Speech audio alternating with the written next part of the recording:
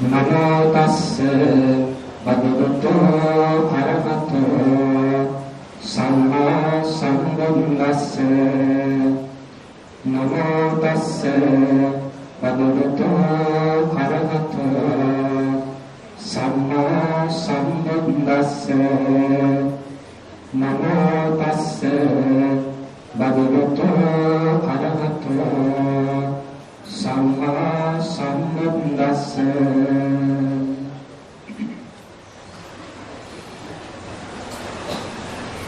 යෝචේ වස්ස සතං ජීවේ අපස්සං උදයං ඒකාහං ජීවිතං සේයෝ පස්සතෝ උදයන්ති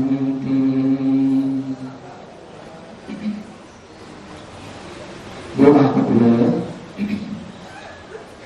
යාලස්ථානයේ නායක මහිපාල මහන්සිය එතුළු ප්‍රජන්‍ය සම්බුරත්නයෙන් අවසරයි ධර්ම ශ්‍රවණාභිලාෂී වාසනාවන්ත විනිතුනි අද ඉතාම වැදගත් පොහොය දවසක් අප හැම දිනකටම පොසොන් පුර පසළොස්වක පොහොය උදා වෙච්ච දවසේ ශ්‍රී ලංකා දීපේ තුල බුදුදහම ස්ථාපිත වීම වශයෙන් ප්‍රතිච්ඡ විශේෂ පුරයක් වශයෙන් පොහොය වශයෙන් අපිට සලකා ගන්න පුළුවන්. බුදුරජාණන් වහන්සේ විසින් ලෝකයට දේශනා කළ උත්තරීතර ඒ ධර්ම පණිවිඩය මේ හෙළදිවයිනට වැඩම කළ ඒ මිහිඳු මහරහතන් වහන්සේ නිසා තමයි අපිට ඔබට මට අපි හැම දිනාටම අසන්නට ශ්‍රවණය කරන්නට අවස්ථාව ලැබෙන්නේ. ඒ නිසා තමයි අද මේ වගේ අපිට යම් උන්නත වූ ස්ථානයක් කරා පැමිණිලා ඒ උතුම් දර්ශනයේ උතුම් ධහම අපේ ජීවිතයේ තුලින් අවබෝධයපත් කරගෙන ඒ ධහම වැඩපිළිවෙල තුල නිරත වෙලා සංසාර කතරින් නිදහස් වෙන්න අවස්ථාව අපිට උදා වෙලා තියෙනවා. ඉන්සා බුදුරජාණන් වහන්සේ මේ ලෝකයට පහළ වෙලා අපිට දේශනා කළේ සංසාර සසර ගමන් කරන්නට හේතු වන යම් පණිවිඩයක් කියම ඉපදී මෙරි ගමන් කරන සංසාර සාගරයෙන් එකඩ වීමට ඒ සසර ගමන නවත්වා ගැනීමට දීපු අතිවිශේෂෝ සුවිශේෂී වූ දර්ශනයක් සහිත දහමක් තමයි අපිට උන්වහන්සේ පෙන්වා දෙන්නට උත්සාහ දෙන්නේ. ඉන්සය දහම අවබෝධ කරගත්තා වූ අනන්ත ප්‍රමාණවත් ඉන්නවා. දෙව් මිනිස් සහිත බොහෝ සත්වයෝ මේ දහම අවබෝධ කරගෙන අමුතු සැනසීමකටපත් වෙන්නට අපිට ඒ සැනසීම සඳහා පවතින්නේ අන්නේ උත්තරීතර ධර්මය විතරයි. ඒ දහමින් තොර වෙච්ච වෙනත් සැනසීමක් අපිට තවත් ඇත්තේ නැහැ. කෝටි ප්‍රකෝටි ගණනින් අහසෝසට ධන දාන්න වස්තු සම්පත් අපිට තිබුණත් බොහෝ කාලෙකින්ම ස්වල්ප කාලෙකින්ම ඒ දේවල් අපිට නැති වෙලා යනවා. ඒක අහිමි වෙලා යනවා. අහිමි වෙන ස්වභාවය කොටගත්තු මේ දේවල් තුල මේ සත්‍යයෝ ප්‍රමාණයක් නැති වසීමාන්තික ලෙස තෘෂ්ණාවෙන් රෝඩෙන් එනිලා අල්ලාගෙන සසර රැඳී ඉඳින ගමන් වැඩපිළිවෙලක ඉඳලා තමයි මේ යකසැලි සසර ගමන් කරන්නට ඉන්නේ. එහෙම සසරක තියෙන සැනසීම තමයි අපිට බුදුරජාණන් වහන්සේ පින්වා වදාළ උත්තරීතර ධර්මය. ඒ නිසා මේ ධර්ම අපි අපේ ජීවිතයේ තුලින් අවබෝධ කරගන්න ඕනේ. අවබෝධ කරගෙන මේ දුක්ඛිත සංසාර ගමනට නිමාවක් තබා ගන්න අපි ජීවිත උත්සාහයක් ඇති කර ගත යුතුයි. බුදුරජාණන් වහන්සේ අපිට ස්වාසූ දහසක් ධර්මස්කන්ධයක් දේශනා කළා. ඒ ධර්මස්කන්ධයන් අතරින් අපි එක ධර්ම පාඩයක් අපි ඔබට මාතෘකා වශයෙන් අද තබා ගන්න. අපි සිහිපත් කළොත් යෝචේ වස්ස සතං ජීවේ අපස්සං උදයව්‍ය. ඒකාහං ජීවිතං සීයෝ පස්සතෝ උදයව්‍යං කියලා අපිට බුදුරජාණන් වහන්සේ දේශනා කොට වදාරන්නට ඉදිරි. ඒ දහම් පාඨයෙන් අපට කුමක්ද බුදුරජාණන් වහන්සේ පෙන්වා වදාරන්නේ? යම් කෙනෙක් ආවුෂ 100ක් ජීවත් වෙනවා නම් මේ ස්කන්ධයන්ගේ උදේවැය නොදෙක. ස්කන්ධයන්ගේ උදේවැය නොදෙක යමෙක් අවුරුදු 100ක් ජීවත් වෙනවාට වඩා එක දවසක් මේ ස්කන්ධයන්ගේ උදේවැය දකින්න යම් කෙනෙක් ඒ දවස වඩා උතුම් කියලා අපිට බුදුරජාණන් වහන්සේ දේශනා කොට වදාළා. එයින් අපිට එහෙම දේශනා කරන්නේ එක දවසක් මේ ස්කන්ධයන්ගේ උදේවැය දෙක ගන්නට කෙනෙකුට මනාවකට ප්‍රත්‍යක්ෂ කරගන්න අවස්ථාවක් ලැබෙනවා නම් ඒක දින 100ක් ජීවත් වෙනවාට වඩා අවුරුදු 100ක් ජීවත් වෙනවාට වඩා ශ්‍රේෂ්ඨයි උතුම් කියලා අපිට දේශනා කළේයි. අපි දන්නවා මේ ලෝක සත්‍යෝ මේ ලෝකයේ වාසය කරන්නේ කෙලස් ඇති වෙන්නට හිත වූ මානසික වටාපිටාවක් සහිතයි.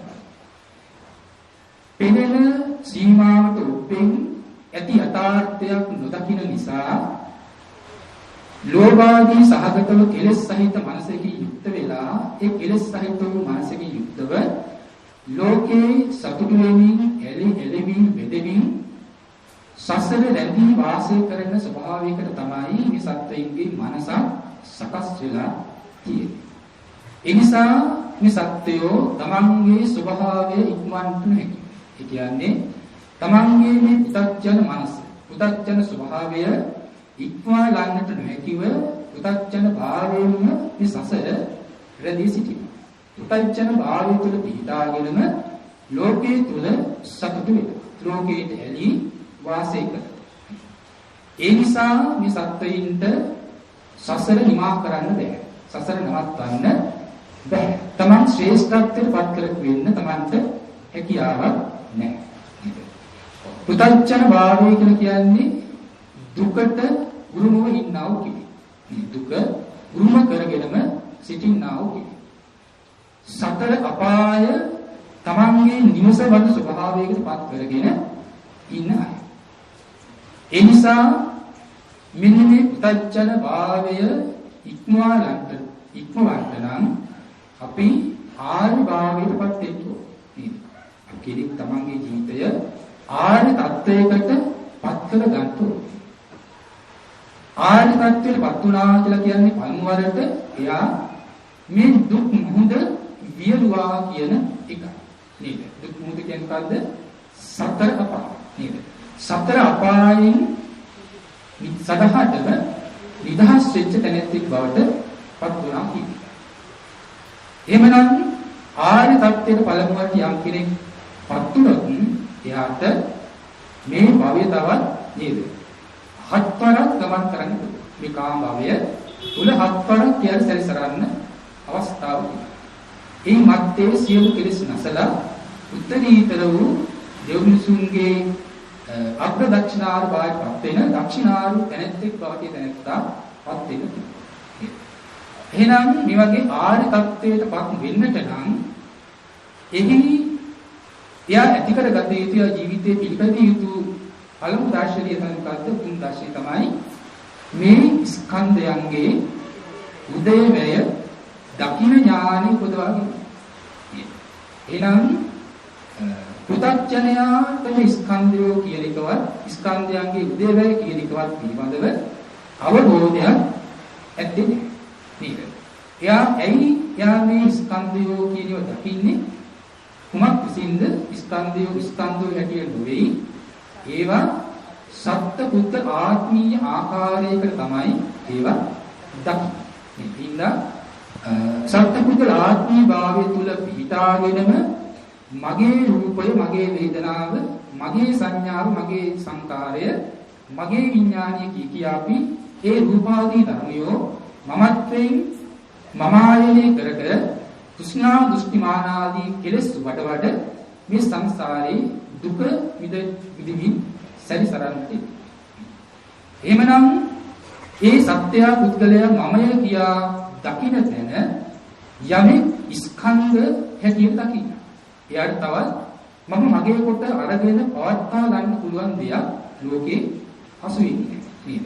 ලෝකය කියන්නේ යමක් නම් එය රූප වේදනා සංඥා සංකාර විඥාන යන මේ ස්කන්ධව පමණක් බවම එයා දකින්න. එයින් මැත්තේහි සිටින විද්‍යමාන වූ සත්පුද්ගලාත්මී භාවය එයා දකින්නේ නැහැ.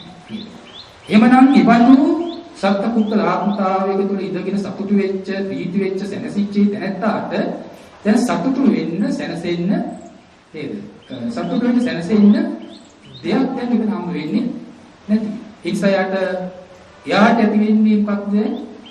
ඒ සතුටු වුණාන යම් රූපාල ස්කන්ධයක් කියන තැන එයාට එතන කලකිරෙන්න සිද්ධ වෙනවා. නේද? කලකිරෙන්න සිද්ධ වෙනවා. ඒක කෙරෙහි ඇලීමක් ඇති කරගන්න පුළුවන්කම නෑ. එහෙනම් එයා ආර්ය භාවයටපත් වුණොත් ආර්ය ස්කන්ධයන්ගේ ඇතිවීම නැතිවීම කියන බව දැකීම නිසා දැකීමෙන් තමයි මේ පුතච්චන භාවය නැසලා ආර්ය භාවයට යපත් ආර්ය තැනැත්තෙක් බවට පත්. එසේ ආර්ය තැනැත් බවට පත් වෙච්ච තැනැත්තා තමයි සසර පිළිබඳ ස්කන්ධයන් කෙරෙහි නිර්වේදී කලකිරීම ඇති කරගන්නේ. එසේ කලකිරීම ඇති කරගත්තා වූ තැනැත්තා තමයි සියලුම දුක්ඛය නේද? දුක්ඛ සම්තංකරෝ නේද? දිට්ඨ ධම්ම වශයෙන්ම සියලුම දුක්ඛයන් එයා ඊතර සියලුම දුක්ඛයන්ගෙන් නිදහස් වෙන මිදෙන කෙනෙක් බවට එයාපත් වෙනවා. එහෙනම් සියලු දුක්ඛ එයා ආර්ය වූ තැනැත්තෙක් බවට පත් වීමට නිර්වේදයේ කලකිරීම ඇති කර ගැනීමට සියලු දුකින් ඈතර වීමට නිදහස් වීමට එයා ඇති කරගත යුතු කුමක්ද? මේ ස්කන්ධයන්ගේ උදේවැය දැකීම කියන කම. එහෙමනම් ස්කන්ධයන්ගේ උදේවැය දකින්නවා කියන්නේ උදේවැය දකින්නා වූ ඥානිය හැටියට අපිට මොකද බුදුන් වහන්සේ පින්නවම දාරන්නේ? පච්චුප්පන්නානං ධම්මානං විපරිණාමං පස්සේදී පඤ්ඤා උදයබ්බයන් පස්සේදී ඥාන. ස්කන්ධයන්ගේ උදේවැය දකින්නා වූ ඥානය කියන්නේ කවද? මොකක්ද? මේ පච්චුප්පන්න වූ ධර්මයන්. පච්චුප්පන්න ධර්මයන් කියලා කියන්නේ මොනවද? පච්චුප්පන්න වූ ස්කන්ධ නේ පච්චුපන්න නැත්නම් වර්තමාන වූ ස්කන්ධයන්ගේ වර්තමාන ස්කන්ධ ධර්මයන්ගේ විපරිණාමයේ දකින්නා වූ යම් ප්‍රඥාවක් වේනම් අන්න එය උදේවැය ඥාන. ඒ කියන්නේ ස්කන්ධයන්ගේ උදේවැය දකින්නා වූ ඥානයයි කියලා අපිට බුදුරජාණන් වහන්සේ දේශනා කළා. ඒකට එහෙනම් අපි ඒ කාරණාව ටිකක් අපි විමසා බලුවොත් පච්චුප්පන්න වූ ස්කන්ධ ධර්ම කියන්නේ මොකක්ද? පච්චුප්පන්නයි කියලා කියනකොට අපිට නොයෙක් අර්ථ විවරණයක් අපේ සමාජයෙන් ලැබෙන්න පුළුවන්. කියන කාරණා. නේද? පච්චුප්පන්නයි කියලා අපි අර්ථයක් දක්වන මොකක්ද? ඒ කියන්නේ මේ මොහොතයි කියලා. සාමාන්‍යයෙන් අපි එහෙම කිව්වට මේ මොහොත කියන එකක් අපිට ධර්මෙ පෙන්නන්නේ නැහැ කියන්නේ. මේ මොහොත කියන එක නෙමෙයි පච්චුප්පන්න කියනකොට මේක අපි පිළිස්තු කරගන්න. දැන් ලෝකයා පච්චුප්පන්නේ කියලා භාවිතා කරන ක්‍රමයක් තියෙනවා. බුදුරණවහන්සේ විදර්ශනාවේදී පච්චුප්පන්නේ කියලා පෙන්නන ක්‍රමයක් තියෙනවා. ලෝකයා භාවිතා කරන භාර කරන ඒ පච්චුප්පන්නේ නොවේ බුදුරණවහන්සේ විදර්ශනාවේදී මේ පච්චුප්පන්නේ කියලා කතා කරනවා. නමුත් බොහෝ නැත්තම් දර්ශනා කරන්නේ ලෝක විවහාරය තුළ පනවාගත්තු පච්චුප්පන්නේ නැත වර්තමාන කාලය කියන තැන පිහිටලා. එතන නියමේ බුදුහාමර පෙන්වන්න නියම පච්චුප්පන්නේ වර්තමානය නෙමෙයි. ඒ කාලයේ ලෝකේ වහාර කරන අපි අද සම්මතයේ තුල සම්මත කරගෙන ඇසුරු කරන දේ තමයි ඒ පච්චුප්පන්න. වගේම අතීත අනාගත වර්තමාන අනාගතය කියන මේ තැන ලෝකේ වහාරේ අපි භාවිතා කරන්නේ. ඒ ක්‍රමයට බුදුන්වහන්සේ මේ දේව විඥානේ පච්චුප්පන්න අවස්ථාව පෙන්වන්නේ. ඒ වගේම අතීත වර්තමාන වශයෙන් සම්මාශය කරනවා කියනකොට එහෙම පෙන්වන්නේ නැහැ. උදේ නැත්නම් පච්චුප්පන්නේ කියන කාරණාව අපිට පෙන්වන්න බඳ ප්‍රත්‍යයෙන් හට ගන්නා වූ ධර්මයන් පිළිබඳ වූ කතාව. ප්‍රත්‍යයෙන් හට ගන්නා වූ ධර්මයන් සම්බන්ධ කතාවක් මිසක ඒක කාලයයි කියන අදහසකින් කියන්නේ නැහැ. ඒතකොට මේ මොහොතයි කියන කතාවකින් කියන්නේ නෑ. එහෙම වචනයක් භාවිත කරන්නේ නෑ. අපි සාමාන්‍ය දර්ශන කරන මේ මොහොතේ හට ගන්නා වූ ස්කන්ධයකට භාවිත කරනවා. මේ අපි අවබෝධයක් ඇති කරගෙන එහෙම කළාට ගැටුවක් නෑ. නැත්නම් අපි සාමාන්‍ය කරන්නේ මේ මොහොතේ කියන කෙලිම කාලය අරමුණු කරා. කාලය අරමුණු කළා හිතන භාවිත කරනවා. ඉතින් කාලය කියන්නේ මේ සමුදයක්නේ. මේ සමුදය වශයෙන් භාවිත කියන්නේ කාලය කියලා කියන්නේ. તો විදර්ශනාවේදී කාලය කියන සම්මුතිය ප්‍රඥප්තිය ගෝචර වෙනවා තරම් වෙනවාද? අනු වෙන්නේ නැහැ නේද? ඒතකොට එනම් වේදොත් එහෙම දැන් ගත්තොත් එහෙම පච්චුප්පන්න හරි අපිට වෙන දහමේ පරික තැනක් මොකද්ද? මේ අතීත වර්තමාන අනාගත කියන කාල අවස්ථා තුන. ඒක විශේෂයෙන් ගත්තොත් එහෙම සම්මාර්ෂණ ඥාන. මේ පරිසම්දමග්ගේ සම්මාර්ෂණ ඥාන. ඒතකොට ඒිට දෙන අර්ථ කතා වන් තුල පවා අපිට ඒක පෙන්නනවා මේ අතීත වර්තමාන අනාගත මොකක්ද කියන එක. වෙනකද්ද මේ අතීත අනාගත පච්චුප්පන්නාන ධම්මානම් විපරිණාමං පස්සේ පඤ්ඤා ඉත්ත අත්තනෝ ස්වභාවං උපාදාදී කනංවා පත්වා අතීතා අතික්කන්තා අතීතා. ඒ කියන්නේ සම්මාශිනාන කියන්නේ අතීත සම්මාශයේ කරනකොට ස්කන්ධයන් අතීත වර්තමාන අනාගත කියන මේ අවස්ථා තුනට අනුව තමයි ස්කන්ධ සම්මාශනය කිරීම කරන්නේ. ත්‍රිලක්ෂණ අරමුණු කරනකොට ත්‍රිලක්ෂණයේ දකින්න දෙකීම සඳහා ත්‍රිලක්ෂණය අරමුණු කරනකොට අතීත වර්තමාන අනාගත කියන අවස්ථා තුනට අනුව ත්‍රිලක්ෂණ මාසිකාරය සිද්ධ කරන්නේ. ඒ ත්‍රිලක්ෂණයේ දකින්න ඥානය තමයි මේ සම්මාශන ඥානය. එතකොට එතනදී අතීත වර්තමාන අනාගත කියලා කියන්නේ මොකක්ද කියනකොට වෙන මොකද්ද? ඉත්ත අත්තනෝ ස්වභාවං උපාදාදී කනංවා පත්වා අතික්කන්තා අතීත. ඒ කියන්නේ උපාද චිතිවං. උපාද මේ ප්‍රත්‍යයෙන් හටගන්න යම් ධර්ම වෙයි නම් ඒවයි උපාද චිතිවංග කියන අවස්ථාවන් වලට බැවින් ඉක්මවන්නා වූ වෙන්නේ මොකද්ද? ඒ හින්දා අතීත. උපාදයන් සංස්කාර ධර්මයක් උපාද පිටිවංග අවස්ථාත්‍රයටපත් වුණාද ඒ අවස්ථා තුන ඉක්මුවද ඒ තමයි අතීත කියන කතාව. හරි ඉතින් කාලය මෙතෙන් සම්බන්ධ කරන්නේ නැහැ. හරි ඒකට අනාගත කියලා කියන්නේ මොකද්ද? තදුපයම්පි න ආගතා න සම්පත්තා අනාගත. ඒ කියන්නේ උපාදාදී අවස්ථාන් වලට ඇවිල්ලා නැති. ඒට නොපැමිණි දෙය මොකද්ද? අනාගත. තන්තං කාරණං පටිච්ච උපාදාදී උද්දම් පන්නාගත පවත්තාති පච්චුප්පා. කොන පච්චුප්පා. මොකද ඒ කාරණාවන් නිසා ඒ ප්‍රත්‍යයන් නිසා හරි ඒ ප්‍රත්‍යයන් නිසා උපාදාදී ශරීරයන්ට පැමිණ පවතිනා වූ බැවින් මොකද්ද? පච්චුප්පා. ඒක තමයි වර්තමාන. එහෙනම් මෙතන වෙනන්නේ මේ කියන්නේ ප්‍රත්‍යයන් නිසා හට ගන්නා වූ ධර්මයක් සම්බන්ධව තමයි මේ අවස්ථා තුන කියන එක අපි බෙදා දක්වනවා. ඒ අනුව මේ මොහොත කියන භාවනා කරන මේ මොහොතේම තියෙන ස්කන්ධයෝ පච්චුප්පන්නෝ කියලා භවතා කළ යුතු නැහැ. වර්තමානයේ කියලා ඒ කෙනෙක් විදර්ශනා කරන අවස්ථාවේ හටගෙන පවතින ස්කන්ධයෝම නෙවෙයි ස්කන්ධයෝම පච්චුප්පන්නයි කියන බවින් පමණක් මේ අරමුණු කරනවා නෙවෙයි. විදර්ශනා කරනවා නෙවෙයි.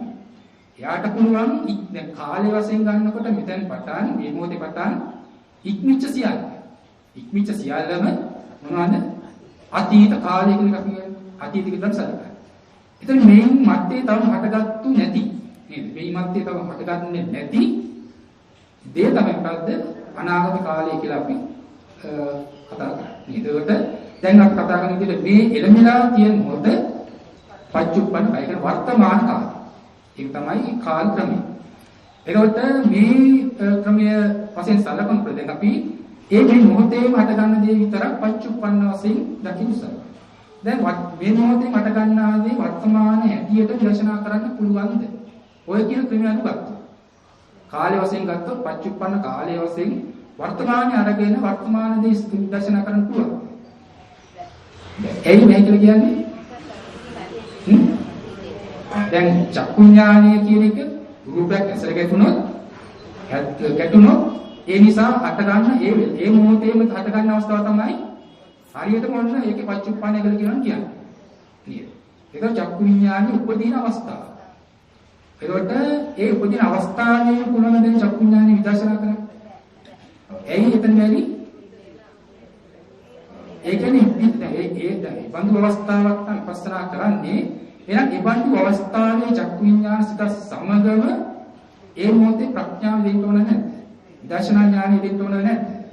නමුත් මේ බඳු අවස්ථාව ප්‍රඥාව කුසලයක් කියන්නේ යම් ධර්මයක් එතන දෙනවා. ඉතින් විදර්ශනාවක් එතන දෙන්නේ. නුවණින් අවබෝධ කරගන්නවා කියනෝ දැක ගන්නවා කියනෝ අවස්ථාවක් කියනෝ. ඒතකොට ඉබඳු තැනක පිළිතර වර්තමානයේයි මේ විදර්ශනා කරන්නේ කියා කොච්චර කළා තියෙන මොකද්ද? අතීතයමයි විදර්ශනා කළා තියෙන්නේ. අතීතයේම විදර්ශනා කරකල ඉන්න මිසක වර්තමානීය කවදා විදර්ශනා වශයෙන් පෙන්වන පච්චුප්පන්නය කිව අවස්ථාව එයට හම්බුනේ නේද? එහෙනම් ඒ නිසා ඒ කාර්ය වශයෙන් අන්නේ හිඳයි මේ වර්තමාන බව වර්තමානයේ කියන එක අපේ විදර්ශනායේ පෙන්නන එක මේ නොවේ කියන එක කතා කරා. එහෙනම් පච්චුප්පන්න කියලා අපි කියන්නේ මොකද? ප්‍රත්‍යයෙන් උපදින්නා වූ ධර්ම. ප්‍රත්‍යයෙන් හටගෙන පවතින ධර්ම. පච්චුප්පන්නේ කියනකොට ඒ අවස්ථා තුන. ඒ කියන්නේ උපදින අවස්ථාව. ඒ වගේම තාම පවතින. නැතිවලා නෑ. පවතින අවස්ථාව. ඒකට එය බිඳෙන අවස්ථාව. මේ අවස්ථා තුන තමයි පච්චුප්පන්න. ඒ ප්‍රත්‍යයෙන් උපන්නා වූ ධර්ම. ප්‍රත්‍යයෙන් හට ගන්න ධර්ම. හරි. ඒක යන්නේ නම් යමෙක් පෙර අපි තුන් අපිට අතහැරිච්ච ස්ථාන තියෙනවා. කොහොමද හටගත් අවස්ථා හට ගන්න අවස්ථාවේම අපි කාලවසින් ගන්නකොට ඒ අවස්ථාවේම හට ගන්න අවස්ථාවේම අපිට ඒක දැනගන්න ඒක ඉක්මෙන. ඒක නික්මෙන. ඒක ඉක්මනාට පසුව දැන් එයා දර්ශනා කරනවා නම් මේ පිච්ච දෙය දැන් එයා උපාදිතේ ඒ චක්කු විඥානය හටගෙන ඉගෙන නිරුද්ධ වෙන කියන්නේ වර්තමානයේ වශයෙන් ආරම්භ කොටගෙන ප්‍රත්‍යයෙන් වන්නා වූ ධර්මයක් හැටියට එයා දකිනවා. ප්‍රත්‍යයෙන් ඉපිට පවතින දෙයක් හැටියට එයා දකිනවා නම් එයාට ඒකෝනිකින් තේක පච්චුප්පන්න. ඒ කියන්නේ ප්‍රත්‍යයෙන් හටගන්න දෙයක්. හැම ධර්මයක්ම පච්චුප්පන්න අවස්ථාවට පැමිණලාමයි ඉක්මෙන්නේ. ඒ හටගන්න අවස්ථාව හැම සිතකටම මේ ගෝචර. හැම සිතකම ආසේවණි ලැබලා කියන්නේ මේ අපි හිත. නේද? අපිට ඒක අසු වුණාට මේ සිතට හැම ධර්මයක්ම ඇසුරු වෙමින් තමයි ඉන්නේ. එහෙනම් උපදීන අවස්ථාව අපේ සිතට අනුව. අපිට ඒක ඉක්ුණා කියලා පච්චුප්පන්න වශයෙන් අරමුණු කරන්න බැරි කම නෑ.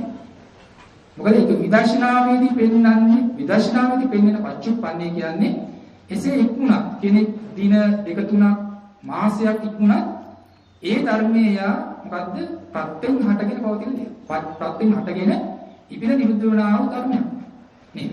ඒක කියන්නේ මුලින්ම ගමු කෙනෙක් එකවරම විදර්ශනා කරනවා. ඒ කියන්නේ එකවරම මුලින්ම අරමුණු කරනවා. මුලින්ම අරමුණු කරන අවස්ථාව තමයි පච්චුප්පන්න වශයෙන් අරගෙන. මුලින්ම අරමුණු කරන අවස්ථාව පච්චුප්පන්න වූ ස්කන්ධයක් හැටියට එයා දකින්න. එතකොට ඒ අවස්ථාව හටගත්ත පස්සේ අරමුණු වුණාට පස්සේ ඒකට පූර්ව අවස්ථාවේදී තමයි ගන්න අතීත කියන වශයෙන් අරමුණු කරන්නේ. එතකොට ඒ අවස්ථාවට පසුව හටගන්නවා. පසුව අවස්ථාව තමයි අනාගත කියලා කියන්නේ. සන්තති ඝණය මනාකොට කැඩෙන්නේ ඒ විදිහට මනාවකට විදර්ශනා කිරීම. දැන් කාලය වශයෙන් ගත්තොත් අපිට අප්‍රමාණ සම්පති ගොඩක් තියෙනවා. සම්පති සමූහය. ඒක කඩාගන්න විදිහට ඔක්කොම අතීත කියලා විතරයි දකින්න. ඒතකොට සම්පතිය කැඩෙන්න තුන් අතීත වර්තමාන අනාගත කියන මේ තුන් අවස්ථාවෙන්ම විපස්සනා කරොත් විතරයි සම්පතිය පිළිදෙන්නේ. right? ඒ හින්දා දැන් අපි කාලය වශයෙන් ගත්තොත් අනාගත උපදින දේ අපි දැකලා නැහැ. දන්නේ නැත්නම් මොනවද කියලා ඒ ලක්ෂණ දැන් මොකක්ද කියේකවත් දන්නේ නැහැ. නේද? එතකොට මේ පෙන්වන ක්‍රමයේදී අනාගතය ගැන කෙලින් ධර්මය අනුව කරන්න පුළුවන්. හරි? ඒ කියන්නේ අපි මුලින්ම ඊයේ ආහාර පාන ගන්න අවස්ථාවක් නම් අපි අනුව කළේ. ඊයේ කෑම කන අවස්ථාව නම් අනුව කළේ. කොහොමද දැන් අපිට මුලින්ම අරමුණු වෙන අවස්ථාව. ඒ කියන්නේ කෑම කන අවස්ථාව කියන්නේ අපි දැන් මේ කමින් ඉන්න අවස්ථාව තමයි අපි කෑම කමින් ඉන්න අවස්ථාව තමයි මුලින් අරමුණු වෙන්නේ. හරි? ඒ තමයි මොකද්ද වර්තමාන. පච්චපණි කියලා කියනවා. ඒක දැන් මේ කෑම කමින් ඉන්න අවස්ථාවේ යම් රූපයක් නම් පෙවුනේ. අපි ලෝකයා දකින්නේ ඒ කෑම කමින් හිට අවස්ථාවේ රූපකයයි එයින් කලින් එයින් පූර්වයේ පැවතුනා රූපකයයි මොකක් කියලානේ? එකක් කියලා. ඒ දෙකම එකක් කියලා. කෑම කමින් ඉන්න අවස්ථාවයි අවස්ථාව සලකනකොට මුලින්ම ඊට කලින් පැවතියා වූ රූපකය. ගන්න මේ දෙකම එක කයක් කියලා ගන්න. එක කයක් කියලා ගන්න. ඊට පස්සේ එතනින් පසුව හටගෙන පෙරදින. කෑම කාට පස්සේ නැවත අත හොදන ප්‍රක්‍රියාව කරන්න ගියා නම් ඒකත් තමයි එකක් කියලා ගන්න. නේද? කෑම බිලාගෙන ඉන්න අවස්ථාවක්, කෑම කමින් ඉන්න අවස්ථාවක්, කෑම කාලා ඉවරලා අත හොදන අවස්ථාව. මේක දැන් අවස්ථා තුනක් නේ. මේ අවස්ථා තුනම අපේ ජීවිතය අපිට තියෙන්නේ එකක් කියලා. එක කෙනෙක්, එක්කෙනෙක් ඒකත්වය. ඒකත්වයෙන් දකින්න තැන වැඩෙන්නේ මොකන්ද? ඒ කියන්නේ ඒකත්වයෙන් පවතින තැන අපේ වැඩෙනවා ආත්ම සංඥා. ඒ වගේම නිත්‍ය සංඥා. නිත්‍ය සංඥා පවත්ත. නේද? ඒ වගේම ආත්ම සංඥා වැඩෙන්න එය හේතුවක්. එතකොට මේ නිත්‍ය සංඥා අපිට කැඩෙන්න ඕනේ. නේද? මේ නිත්‍ය සංඥා කැඩෙන්න ඕනේ. ඒකේ ප්‍රවෘත්තියා වූ ආත්ම සංඥාව අපිට බිඳෙන්න ඕනේ. එහෙනම් එතකොට එහෙනම් සලකන්න ඕනේ මේ උපන් අවස්ථාව. අපි අරමුණු කරේ කෑම කමින් ඉන්න අවස්ථාව. ඒ හින්දා ඒක මුලින් අරමුණු කරනකොට ඒක පච්චුප්පන්න. එතකොට දැන් කෑම කමින් ඉන්න අවස්ථාව වෙනකොට කෑම පිඟාන අරගෙන ආපු රූපකය මොකද වෙන්නේ? එතකොට ඒක හටගෙන නිරුද්ධ වෙච්ච එකක්. ඒක හටගෙන නිරුද්ධ වෙච්ච එකක් නේද? එතකොට නිරුද්ධ වෙච්ච ධර්මයක් නිසා ඒ තමයි බද්ද අතීත. හරි. එතකොට කෑම කමින් ඉන්න අවස්ථාව වෙනකොට අත හොදන අවස්ථාව හටගෙන තියෙනවද? අත හොදන අවස්ථාව හටගෙන නැහැ. එහෙනම් ඒ යමක් හටගෙන නැත්නම් ඒක මොකද්ද? ඒක නොබැමිණි අවස්ථාව. ඒක තමයි අනාගත. හරි. එතකොට එහෙනම් අතීත වර්තමාන අනාගත.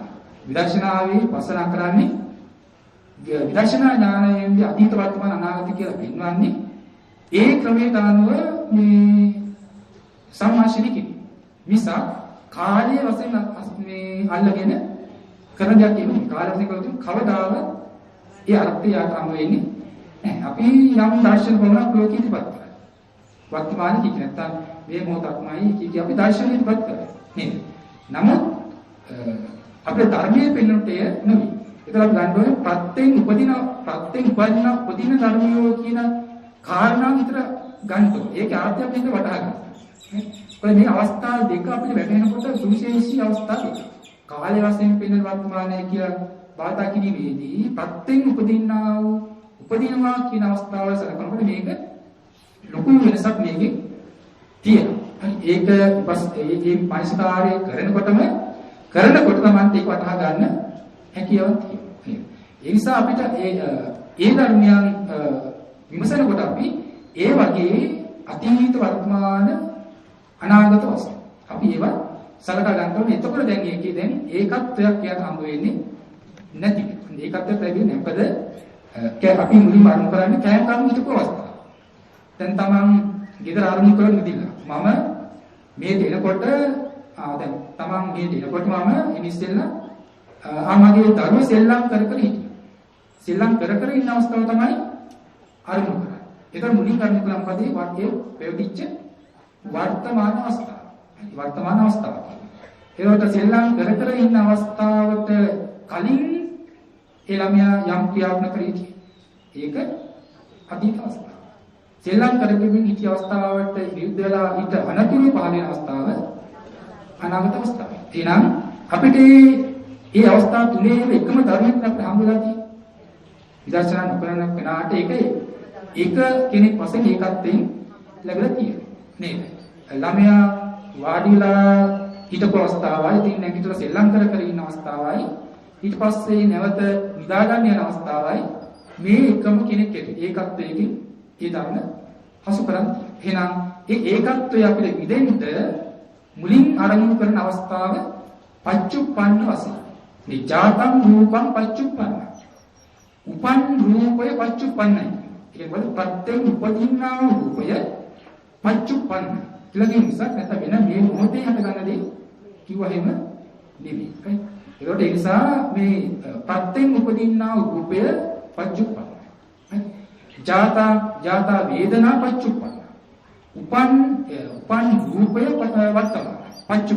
වර්තමාන රූපය. ඒ විදිහට ප්‍රත්‍යයෙන් උපදින්නා වූ ධර්මයන් අපි මුලින් අරමුණු කරන්නේ ප්‍රත්‍යයෙන් උපදින්නා වූ අවස්ථාව.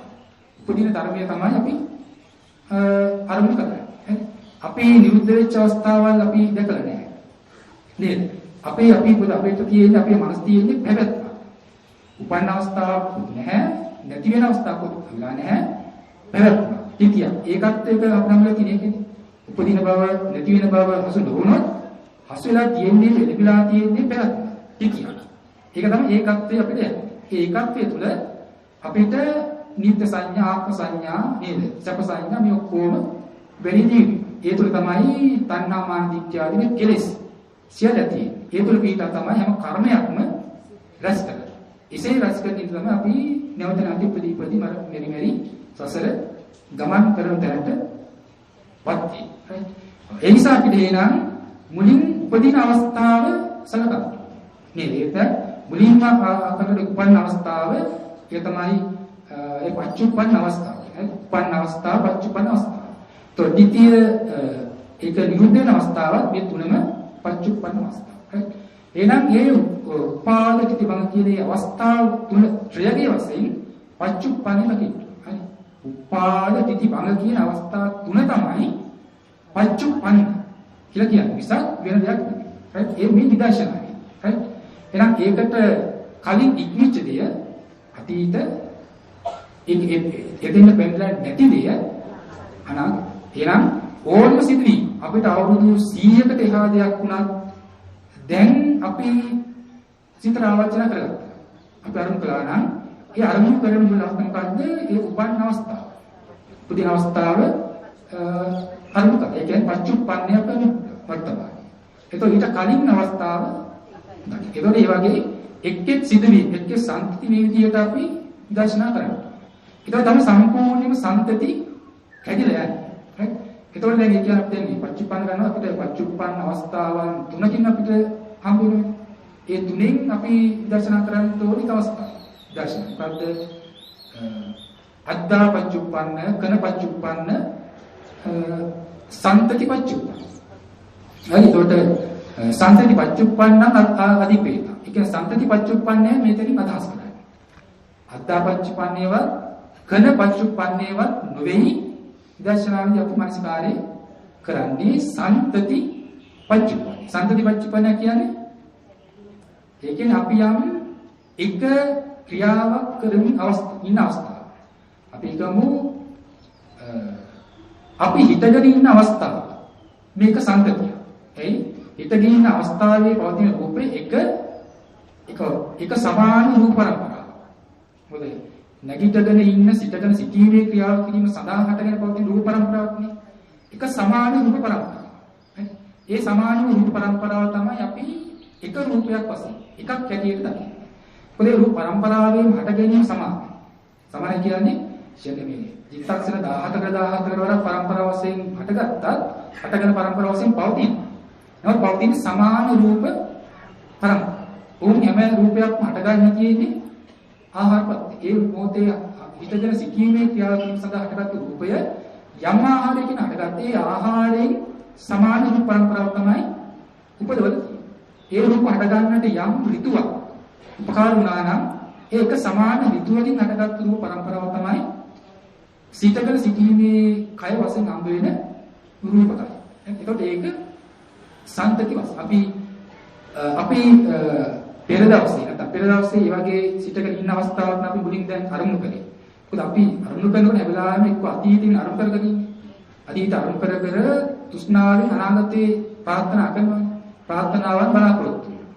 මේ ප්‍රාර්ථනා බලාපොරොත්තු වෙනවා අතීතය ගැන නිතර හිතයි. ඒතකොට හිතන හැම වෙලාවෙම අපි මේ මොකක් හරි අරමුණක් විතර ගන්නවානේ. ඒ ගන්න අවස්ථාව අපි විශ්ලේෂණය කරන්න ඕනේ. ගන්න මුලින්ම අපි හිතට යන්නේ යම් අවස්ථාවක් ඒ තමයි පච්චුප්පන්න අවස්ථාව. මුලින්ම අපි දර්ශනා කරගන්නේ ඒක සත්‍යය. Taman යන අවස්ථාව කියන්නේ කොහොමද? ඒ යන ක්‍රියාව සමානයි. ඒක සමාන ක්‍රියාව. right? ඒ සමාන එක ක්‍රියාව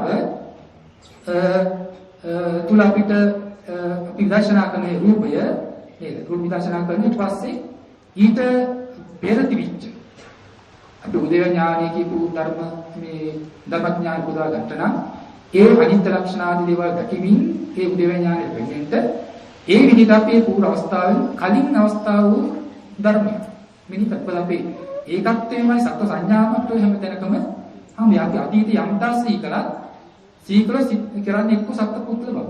නැත්නම් යමක් දෙයක් ඇති. ඒව සීකර කර ඉඳගෙන අපි අනාගත දේවල් අපි පරිහරණය කරන්න යන්නේ.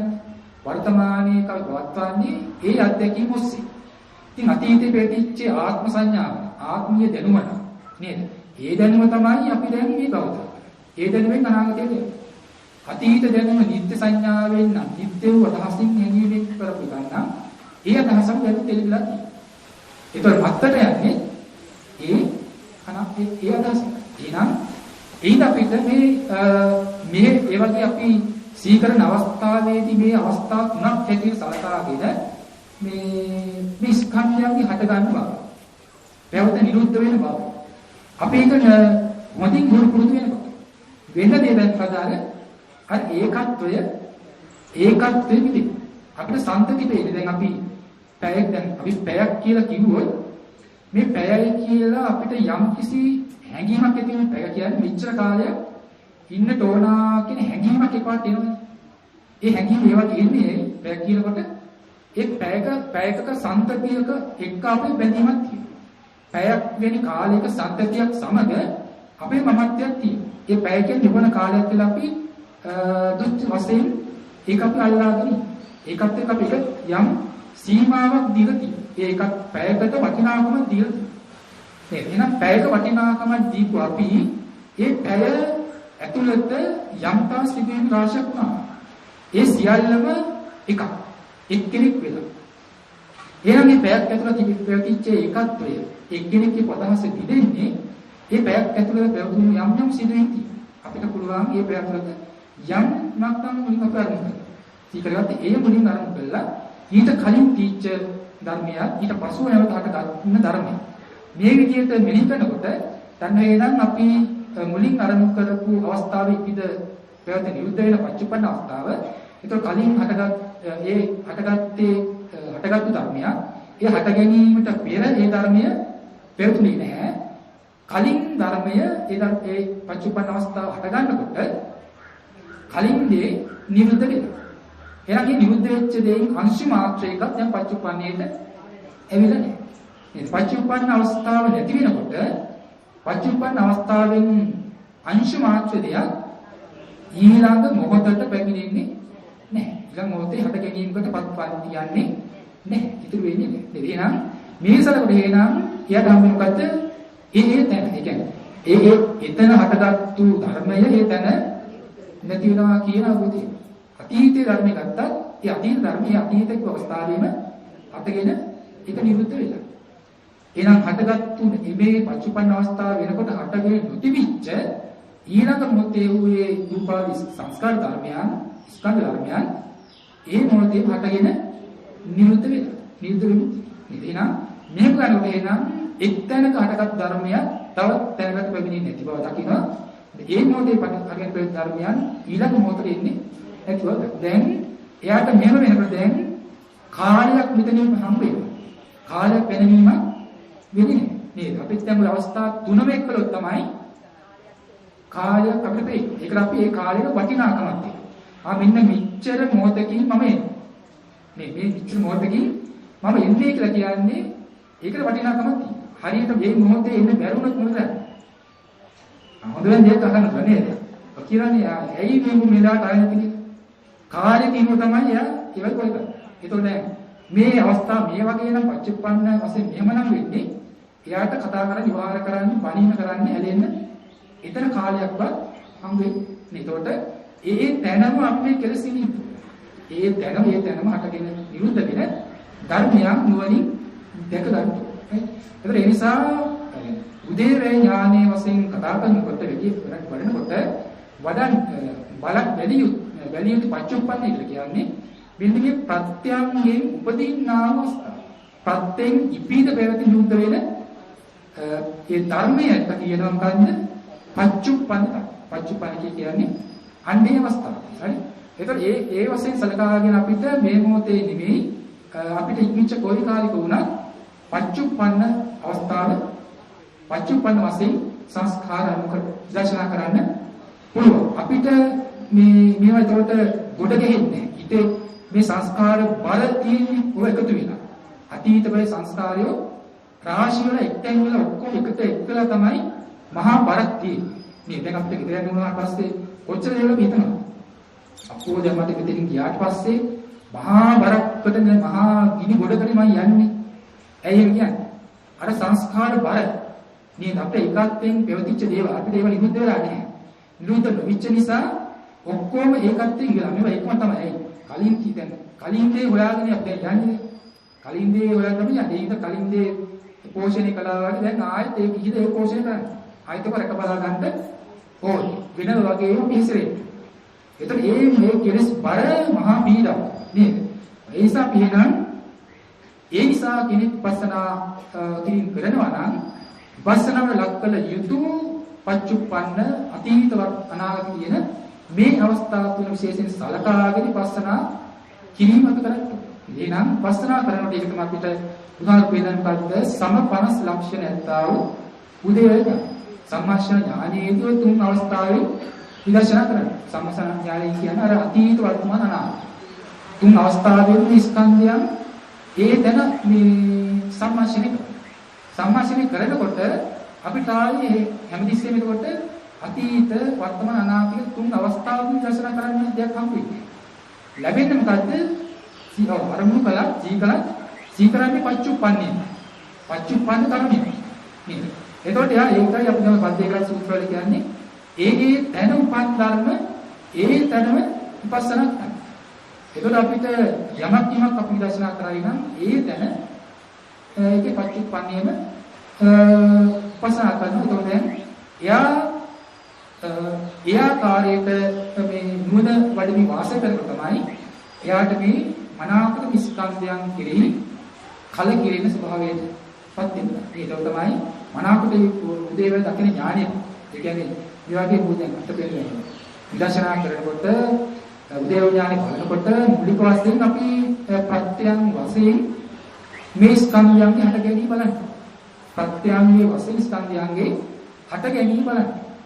හටගෙන බලලා ඊට පස්සේ තමයි ප්‍රත්‍යයන් අධහැරලා ශනික වශයෙන් උදේව ශනික කියන්නේ අර චිත්තක්ෂණ මාත්‍ර බලනවා කියන එක නෙමෙයි. විදර්ශනා හරි. ඒ කියන්නේ අපි සංතතියක් නම් සංතතියේ හටගත්තු ධර්මයන් ප්‍රත්‍යයන්ගෙන් තොරව හටගත්තා නම් පෙර නොවීම හටගත්තු බව. දකි. ඒ සංතතිය නිරුද්ධ වෙච්ච අවස්ථාව ඉතිරි නැතුවම නිරුද්ධ. ඒතකොට එතන පැවතුණු සියලු සංස්කාරයන් පෙරණීම හටගෙන විරුද්ධ වූ ධර්මයන් වශයෙන් යා දකි. ඒ වශයෙන් කළාද ෂණ වශයෙන් උදේවැනි. ඒත් පත්යෙන් වශයෙන් මාස්කාර කරන්නේ නැහැ. right? දැන් අපි ගත්තොත් එහෙම වේදනාව අපි තමන්ට දැනෙච්ච වේදනාව. වාඩි වෙලා ඉන්න වෙලාවේ තියෙන යම් දුක් වේදනාවක්. මේ දුක් වේදනාවක් තියෙනවා. ඒ දුක් වේදනාව අපිට එක සංතතිය. සංතතිය. ඒතකොට මේ සංතතිය ගන්නකොට දන්න එහෙනම් මේ සංතතිය වශයෙන් පවතින මේ වේදනාව කියන එක ප්‍රත්‍යයකින් හටගත්තු දෙයක්. නේද? මොකක්ද ප්‍රත්‍යය? මේ වේදනාව කියන්නේ මූලික වශයෙන් සම්පස්ස ලක්ෂණ උද්‍යම ඥානයේදී පිළිගන්න කොහොමද? අවිද්‍යා සමුදයෝ වේදනා සමුදය. නේද? තණ්හා සමුදයෝ වේදනා සමුදය.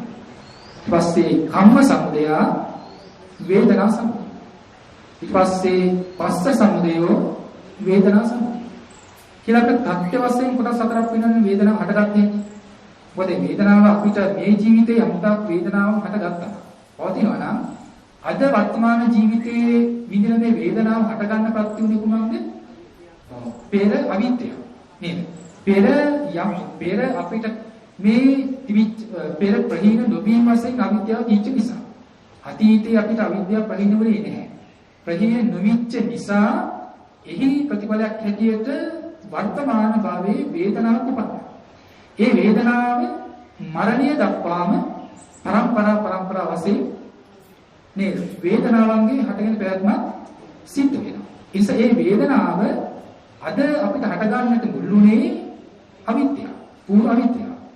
එතකොට වේදනාව කෙරෙහි පෙර අවිද්‍යාව පැවතිච්ච හින්දා වේදනාව තෘෂ්ණා කරනවා. මේ අතීතයේ වේදනාව පිළිබඳ අතීතයේ තණ්හාව යුතුව. තණ්හාව යුක්තව වේදනාව පිළිබඳ කටයුතු කරනවා. එහෙනම් තෘෂ්ණාවෙන් ඒ අතීත තෘෂ්ණාව හේතු කරගෙන වර්තමාන ඊ අපිට වේදනාවක් උපන්නා. වර්තමාන භවයේ වේදනාවක් උපන්නා. ඒ වේදනාව මරණයේදී පරම්පරා වශයෙන් පවතින. නේද? ඒක දැන් අඹයන්ටයක් පළ කළොත් ඒක ගහක් පැලෙනවා. ඒතරේ පැලවෙන මොහොතේ ඉඳන් ඒ අඹ ගහ නැති වෙනසේ ඒක බීජ වෙන්නේ මොකද්ද? හිතවු අඹයන්ටේ මේක අඹයන්ටය හේතු වුණා ඒ අඹ ගහේ හට ගන්න තැන ඉඳලා ඒ අඹ ගස නැසෙන තැන. එහෙනම් ඒ අඹ ගසට හේතු අර අඹ ඇටය. ඒ වගේ අවිද්‍යාව පෙර අවිද්‍යාව නිසා අපිට අද වේදනාවක් උපන්නා. ඒ උපන් වේදනාව පරම්පරා වශයෙන් මරණයේදී ඒ මරණයේදී පවතින වේදනාවන් ඒ හැම වේදනාවකටම ප්‍රත්‍යමුනේ අවිද්‍යාව. එතකොට පෙර තෘෂ්ණාව අපි සිඳලා නැහැ. සිඳේ නැහැ. තෘෂ්ණාව තිබුණා. ඒ තෘෂ්ණාව ඇති නිසා අද අපිට ඒ පෙර තෘෂ්ණාව අප්‍රහීන නිසා අද වේදනාවක් උපන්නා. මේ උපන් වේදනාව මරණයේදී පරම්පරාවසෙන් පෙර කර්මයේ සිදුුනේ නැහැ. පෙර කර්මය අපි නැති වෙලා තිබුණේ නැහැ. පෙර කර්ම සහිතයි. එහෙනම් පෙර කර්මය නිසා අපිට අද වේදනාවක් උපන්නා. පෙර අවිද්‍යාව තෘෂ්ණා කර්ම හේතු කරගෙන මේ වේදනාව උපන්නා. වේදනාව හටගන්න තිබිච්ච ප්‍රත්‍ය ටික තමයි ඉතින් භවයේ උපදවන්න මුල් වෙච්ච ප්‍රත්‍ය ටික තමයි අවිද්‍යාව තෘෂ්ණා කර්ම. ඒව ජනක ප්‍රත්‍ය. උපදින වේදනාව උපදින ප්‍රත්‍ය. මෙසේ අවිද්‍යාව තෘෂ්ණා කර්ම කියන ජනක ප්‍රත්‍යයන් නිසා මේ පහළ වෙච්ච වේදනාව මරණයට පවත්වන්න පරම්පරාව වශයෙන් මේ ප්‍රයත්න සිදු කරන්නට පත් වෙන කුමක්ද ස්පර්ශ නේද? ස්පර්ශ හයක් අපිට හම්බෙන ආයතන හයක් හම්බෙනවා. ওই ආයතන හය ඔස්සේ තමයි අපිට අරමුණු ගැටෙන්නේ. ගැටෙනකොට ඒ ආයතනයන් හා ඒ ස්පර්ශයන් ඒ සිස්සම් ස්පර්ශ පහළෙවි මේ වේදනාවන් යට ගැනීම සිද්ධ වෙනවා. එතකොට මේ ස්පර්ශය උපන් වේදනාවක් පැවැත්මට. උපන් වේදනාවේ ප්‍රවෘත්තිය සඳහා උපස්තම්භක භාවයෙන් වේදනාවට පත් වෙලා තියෙනවා. එහෙනම් මේ උපස්තම්භක පත්‍ය වශයෙන් වේදනාව හටගෙන පවතින ස්පර්ශය හේතු ප්‍රත්‍ය. එහෙනම් මේ පෙර අවිද්‍යාව තෘෂ්ණා කර්ම කියන මේ ජනක ප්‍රත්‍ය ටික. ඒ වගේම ස්පර්ශය නැති උපස්තම්භක ප්‍රත්‍ය කියන මේ ප්‍රත්‍යයන් නිසා වේදනාව උපන්. වේදනාව උපන්. නේද? වේදනාවේ හට ගැනීම සිද්ධ වුණා. දැන් එහෙනම් මේ ඇත්ත දකින්න කෙනෙක්. මෙසේ උපන්න වේදනාව මෙසේ උපන්නා වූ වේදනාවේ යථාර්ථය දැන් මේ ආකාරයෙන් බලනකොට වේදනාව වස්තේ නුවණින් දකින්න. මේ වේදනාව හටගත්තේ මෙන්න මේ ප්‍රත්‍යයන්ගෙන් භවය දකින්න. එහෙනම් ප්‍රත්‍යයන් නිසා වේදනාව හටගත්තා කියලා දකිනකොට වේදනාව කෙරෙහි දැන් යාගේ වේදනාව කෙරෙහි දැන් එයාට අවිද්‍යාව ඇති වෙනවද? වේදනාව කෙරෙහි අවිද්‍යාව හටගන්නේ නැහැ. ඇයි? එයා මේ ප්‍රත්‍යයන් නිසා හටගත්තු දෙයක්. දකින්න. නේද? ප්‍රත්‍ය නිසා හටගත්තා මේ ප්‍රත්‍ය නිසා පවතින. ඒ ඇත්ත දකින්න ඒ අවිද්‍යාවි ධර්ම හේතු යන්නේ. එතකොට මේ අවිද්‍යාව තෘෂ්ණා කර්ම කියන මේ උපදවන හේතු නැති කල. උපදවන හේතු නැතිනම් හටගatti නැති වුණොත් වේදනාවට මොකද වෙන්නේ? වේදනාව හට ගැනීමක් වෙන්නේ. මතුවට වේදනාව ඇති වෙන්නේ. මේ වේදනාව නූපදින බවට පත් වෙනවා. එහෙනම් මොකද මේ වෙන්නේ? අවිද්‍යාවදී හේතු නැති කල වේදනාවගේ නිරෝධය වේදනාව නිරෝධයට පත් වෙනවා. වේදනාව නිරෝධයට පත් වෙනවා. එහෙනම් මෙසේ ඇත්ත දකින්න උපදින්න තියෙනා වූ හේතු ටික තමයි නැති. උපදින්නට ඇත්තා වූ හේතු නැති වෙනකොට ඵල නූපදින බවටපත් වෙනවා. ඵලයේ නූපදින බවටපත් වෙනවා. අන්න හේතු නිරෝධයෙන් ඵල නිරෝධය තමයි දැන් යාට අවබෝධ වෙන්නේ. එහෙනම් මේ විදිහට ප්‍රත්‍ය අනුව මේ සංස්කාරයන් ඇති වෙන්නේ. කියන්නේ වේදනාවක් ඇති වීම. ප්‍රත්‍යයන් වශයෙන් වේදනාවක් හට ගැනීම එයා බලන නේද? ඊට පස්සේ හටගත්තට පස්සේ මේ වේදනාව දැනන්නේ ප්‍රත්‍යයන් වශයෙන් තමයි බලන්නේ. බලනකොට ටික ටික බලනකොට වේදනාව මොකද වෙන්නේ? වේදනාව ප්‍රත්‍යයන් නිසා හටගන්න බැවින් ප්‍රත්‍යයන් නිසා හටගන්නව දකින්නකොට පෙර නොවීමම මේ වේදනාව හටගන්නවා කියන එක එයාට වැටහෙනවා. ඒතකොට මොකද කරන්නේ? ප්‍රත්‍ය අතහැරලා. නේද? ප්‍රත්‍යයන් ටික අතහැරීමෙන් මොකද කරන්නේ? වේදනාවක් උපන් බව දකිනවා. වේදනාවක් පෙර නොවීම වේදනාවක හට ගැනීම දකින්න. අවිද්‍යාව තණ්හා කර්ම ස්පර්ශ නිසා හටගන්න වේදනාව පෙර නොවීම හටගත්තා. කියලා නොනින් දකින්න. ඒකෙන් කන්නේ නිප්පත්ති ලක්ෂණ. නිප්පත්ති ලක්ෂණයේ වශයෙන් වේදනාවේ හට ගැනීම දකින්න. පෙර නොවී වේදනාව හටගත්තා. හටගත්තු වේදනාව මොකද වෙන්නේ? හටගත් තැනම නිරුද්ධ වෙනවා කියලා දකින්න. උපන් වේදනාව උපන් තැනම නිරුද්ධ වෙනවා. එහෙනම් පෙර නොවීම හටගත්තා. මතු ඉතිරි නොවීමම මේ වේදනාව නිරුද්ධ වෙන බවට අන්න වේදනාවගේ ඇතිවීමත් නැතිවීමත් දැන් නුවණින් අවබෝධ කරගන්න. එහෙනම් පෙර නොවීම හටගත්තා කියලා දැකීම තුළ අතීත දෙයක් සම්බන්ධයෙන් මේක සම්බන්ධයක් නෙවෙයි. පරම්පරාව වශයෙන් සම්බන්ධයක් වෙන්න පුළුවන්. නමුත් ඒ පෙර වේදනාවෙන් අර්ථමාත්‍ර දෙයක් මේ වේදනාව තුළ නැහැ කියලා දකිනවා. නේද? පෙර නොවීම හටගත්තා. එතකොට එහෙනම් ඉතින් නැතුව මේක නිරුද්ධ වෙනවා. විපරිණාම ලක්ෂණය දකින්න. විපරිණාම වශයෙන් වේදනාවේ නිරුද්ධ වීම නැතිවීම දකින්නවා. මේ අංශ මාත්‍රක දෙයක් මත්තට යන්නේ නැහැ. නැවත ඇති වෙන්නේ නැහැ. නේද? ඒ නිසා මේම හටගෙන නිරුද්ධ වෙනවා. ඉපිද නිරුද්ධ වෙන ධර්මයක් වශයෙන් යනුවනි අවබෝධ කරගන්න. එහෙනම් මෙසේ පෙර නොවීම හට ගන්නවා. ඉතින් නැතුණු නිරුද්ධ. අන්න මේ වද ජාතං රූපං නැත්නම් ජාතා වේදනා පච්චුප්පන්න. උපන් වේදනාව පච්චුප්පන්න. නේද? ඒකට හටගෙන ඉතින් නැතුව නිරුද්ධ වෙනවා. එහෙනම් මේ විදිහට පච්චුප්පන්නේ උපදින ධර්මය එයාට මේ ආකාරයෙන් මනස්කාරය දර්ශනා කිරීම සිද්ධ කරන්න. එහෙම සිද්ධ කරන කල්ලි තමයි යාගේ නුවණ තියුණු වෙන්නේ. මොකද වෙන්නේ? මේ උපදින ධර්මයන්ගේ උපදිනවාට වඩා මොකද වෙන්නේ? මේකේ නිරුද්ධ වෙන බව වැටහෙන ගනිතු. සංස්කාරයන්ගේ භංගයම නිරුද්ධ විපත් ධර්මයේ නිරුද්ධ වෙන බව නිරෝධයමතම පත් වෙන බව කියන භංග දර්ශනය මුණ අවබෝධ. එතකොට බිඳෙන බව පේනකොට බිඳෙන බවක් නම් පේන්නේ. ඇතිවීමක් පේන්නේ නැහැ, ඇතිවීම පේන්නේ නැහැ, පැවැත්මක් හමු වෙන්නේ නැහැ. උපන් ඉපිද බවගේ ධර්මයේ නැතිවීමක්මයි ලැබෙන්නේ. එහෙනම් නැති වෙන සංස්කාරයන් නැතිවීම කොට ගත්තා මේ සංස්කාරයන්ගෙන් කිසිම පිහිටක් කිසිම රැකවරණයක් කිසිම හවුවරණ හෙඩති නැහැ. එහෙනම් විදෙන සංස්කාරයෝ විදෙන බව දැකීමෙන් එයා බොහෝ සෙන් සංස්කාරයන් කෙරෙහි කලකිරීමටපත් වෙනවා. කලකිරෙන්නා වූ සංස්කාරෝ කෙරෙහි සිත නොවැළෙන තැනටපත් වෙනවා. සිත නොවැළෙන කල්හි මොකද වෙන්නේ? මේ සංස්කාරයන්ගේ විදෙන බවටපත් වෙනවා. ඒ කියන්නේ මේ විදෙන බව නම් වෙන්නේ හට ගන්න හේතු නැහැ. හට ගන්න හේතු සකස් වීමක් නැහැ.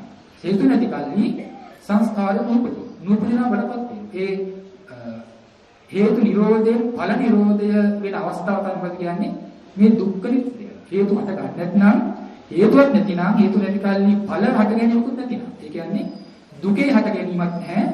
දුක හට ගන්න හේතුවේ හට ගැනීමකුත් නැහැ. හේතුවත් ඵල දෙකේම නිරෝධ වීම විරුද්ධ වීම කන්නේ හේතුවත් ඵල දෙකේම විරුද්ධ වෙන බව. ඒක තමයි කියන්නේ අනුපාද නිරෝධ සංඛ්‍යාත නිර්වාණ ධාතු. නිවනපත් වුණා කියලා කියන්නේ අන්න ඒ අවබෝධයට පත්‍තිමේ සාක්ෂාත් කරගෙන. එහෙනම් ඒ ආකාරයකට අපි අපේ ජීවිතේ අපේ මනස අපේ සිත පුරුදු බව සිත කරන්නේ. ඒතර ඒ වගේ එයාට මේ ඕන සංස්කාර ධර්මයක් ඒ විදිහට අපිට ආරම්භ කර මේ විදර්ශනා සිත දියුණු කරන්න. එහෙනම් ඒ එකක් ගානේ දියුණු වෙන මනස කෙලින්ම එක් මාර්ග ඥානය එක් විපස්සනා ඥානයන් කරා විපස්සනා ඥානයන් ටිකෙන් ටික දියුණු වෙමින්ම තමයි කෙලින් මාර්ග ඥානය තනටමපත් වෙන්නේ. එහෙනම් එසේ කළොත් යට ලෝකෝත්තර මාර්ගය උපදිලා නිර්වාණය අනුපාද රෝධය සාත්‍රණ තැනටපත් වෙනවා. එහෙනම් ඒ නිසා අපි කෙනෙක් මේ ස්කන්ධයන්ගේ උදේ වැය මේ ආකාර එක් දවසක් දැක්කම නේද? එක් ආකාරයක ස්කන්ධයේ උදේ වැය දකිනම් එය නොදක අවුරුදු 100ක් ජීවත් වෙනවට වඩා එයා ශ්‍රේෂ්ඨය උතුම් කියන්නේ අන්න ඒ කාර්ය. එහෙනම් එයා ජීවිතයේ සිදු කළා වූ සියලුම කුසලයට වඩා ඒ කුසලය තමයි අතිශ්‍රේෂ්ඨ කුසලයක් බවට පත් වෙන්නේ. මේ කුසලයේ ඒකාන්තයෙන් යාට ලෝකෝ නිර්වාණය සාක්ෂාත් කරන්නා වූ ලෞකික මාර්ගයේ උපදින තැන දක්වාම මේ නුවණින් වැඩිම යසිත වෙන්නේ. ඒ නිසා අපි අන්න ඒ ආකාරයට අපේ ජීවිත අපි ඒ බව දැනගෙන ඒ පිළිබඳව විශ්ලේෂණ කරන්න පුරුදු බව ඇති කරගන්න. ඒ නිසා අපි ඔබට පුළුවන් ජීවිතේ මේ ප්‍රායෝගික බඳු දේවල් හිතලා බලන්න. දැන් ස්කන්ධ ගැන ගන්න. ස්කන්ධ හට ගන්න කොහොමද කියලා ගන්න. ඒක නැති වෙන හැටි ගන්න. නේද? රූපය ගැන ගන්න. වේදනා සංඥාව ගන්න. ඒක දන්නවා නම් අපි යමක් අපි සිහි කරන්නේ සිහි කරොත් යමක් මේක මේ රූපාලම්බනයක් සිහි කරා. මේක වේදනාවක් සිහි කරා. නේද? සංඥා සංකාර විඥාන මේ ඕනම ධර්මයක් ඕ දේවල් ඕන එකක් තමයි සිහි කරා. එක්ක පඤ්ඤාප්ප සිහි කරා. පඤ්ඤාප්පි දර්ශනා කරන්න බෑ. පඤ්ඤාප්පිය පස්සේ නොනින් දැනගන්න. දැනගෙන පඤ්ඤාප්තියෙන් වෙහි තියෙන ඒ පරමාර්ථ ධර්ම. මේ විසදර්ශනාවට අනුව කරන පරමාර්ථ ධර්ම අපි නුවණින් මෙහි කරගන්න. මෙහි කරනකොට ඒ පරමාර්ථ ධර්ම දර්ශනාවට තිබෙන කමඨාන අරමුණ තමයි ප්‍රකට වෙන්නේ. ඒ රූප වේදනා ආදී වල තමයි විදර්ශනා තිබෙන අරමුණ නේද? ඒ අරමුණ නැතු වුණොත් අපිට විදර්ශනා කරන්න දෙයක් නැහැ. යථාර්ථය බලන්න දෙයක් නැති වෙනවා නේද? ඒ නිසා විදර්ශනා කලියුත්තේම ප්‍රත්‍යයෙන් හට ගන්නා වූ ධර්මිය මිසක සංගතෝ ධර්මිය මිසක ඒවට අයිති නොවු වෙන කිසිවක් මේ විදර්ශනා ඥානයන්ට හසු වෙන්නේ නැහැ. ඒ නිසා ඒ පිළිබඳව හොඳින් අවබෝධ කරගෙන ඒ ආකාරයෙන් එකක් ගානේ විදිහට දර්ශන කරන්න පුළුවන්. ඒක තමයි ඒ වෙනකොට Tamanට හොඳට වැටෙවි. ඒ අපිට මේ සම්පති පිළිදෙන හැටි. මේ හොඳට මේ කරනවා නම් අපේ තමයි කාලය කියන දේ වැටෙන්නේ නැහැ.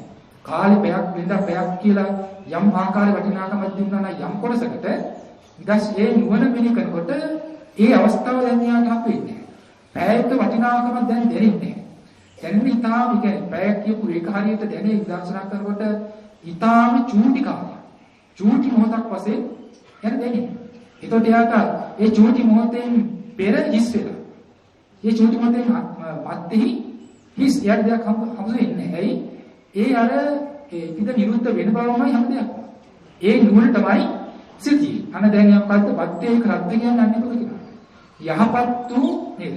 යහපත් වූ උදකලාවේ හැසිරෙන්නා කියනවා. යහපත් වූ උදකලාවේ හැසිරෙන්නා වික්ෂුව කියලා කියන්නේ ඒ උදේව ඥාන දකින්න. ඒ දැන පච්චුප්පන්න වශයෙන්ම යමස්කාරී කරනවා. ඒතකොට යාට ඒ උපදින දේ විතරයි. ඒ කියන්නේ යමක් එයිනම් ඒක පිට නිරුද්ධ වෙන බව දකින්න.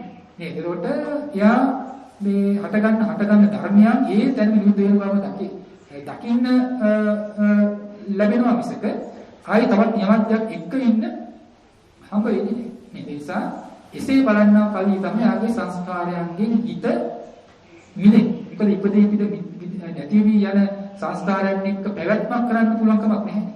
ඒවට කීකියට මොකද කරන්නේ? ඇයි? කරුණත් නැති වෙන කම වෙන්නේ. නැති වෙනවා ප්‍රත්‍යක්ෂයස හට ගන්නවා නැති. ඔච්චරයි මේ සිතන්නේ නේද?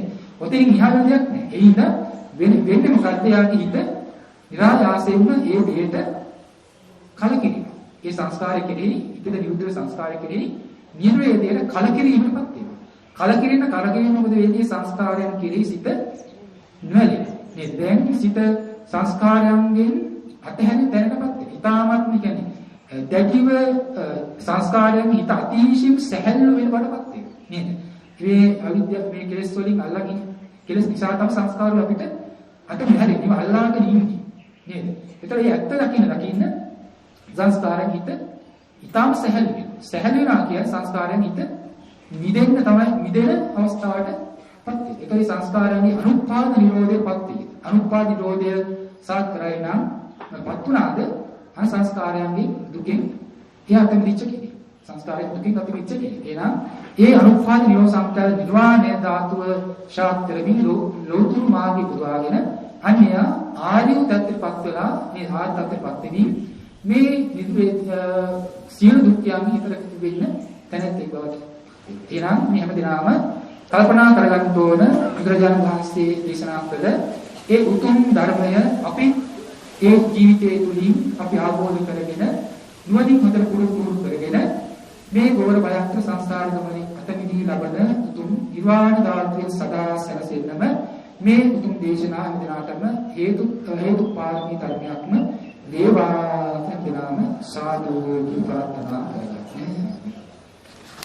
ආකාසත්තා චුම්මත්තා දීවානාගා මිත්‍තිකා පුඤ්ඤං තං අනුමෝදිत्वा චිරං රක්ඛන්තු සම්බුද්ධ ශාසනං පුඤ්ඤං තං අනුමෝදිत्वा චිරං රක්ඛන්තු සම්බුද්ධ දේශනං පුඤ්ඤං තං අනුමෝදිत्वा බෝධයන්තු සිවං පදං